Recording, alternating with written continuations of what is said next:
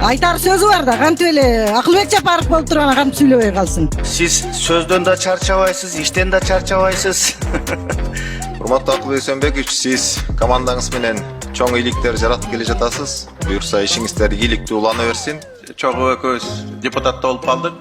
Өкмөттүн доклады бир кичинекей кагазга жетчү эле. Мындай кагазга жазып келчү эле. Бүгүнкү отчетуңар көчөдөгү турган техникаларды чынын айтканда көбүн мен Кытайдан сатып келди го деп ойлоп келгем. Бирок Кыргызстандан чыгат дегенге депутат катарында мен таң калып атам. Силердин командаңыз нукура, патриоттук команда чогулуп койдуңуз. Өзүңүз аябай мыкты кишисиз. Цифра менен сүйлөйсүз, негизи тажрыйбаңыз аябай мол.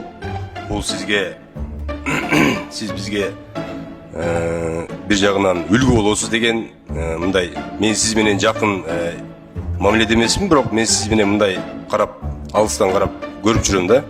Сиздин берген отчетуңуз менен кылган ишиңиз дал келип, мына өлкөбүздүн бардык жарандары кубанып, алгылыктуу иш алып барганыңыз көрүнүп турат да. Кээде ушунчалык мага да бир жомоктой көрүнүп атат да. Кыргызстанда жалаң базар деп 25 жылдан бери базардан чыкпай жүргөн бүгүн завод курабыз десек чын эле военный техникаларыбыз сүйүндүртөт. Ошол үчүн эми көз тийбесин.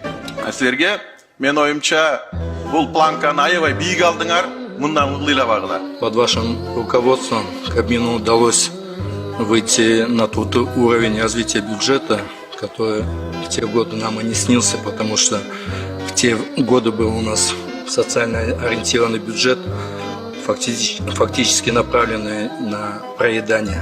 И благодаря вот этим инструментам, которые вы создали, действительно доходы республиканского государственного бюджета действительно впечатляют.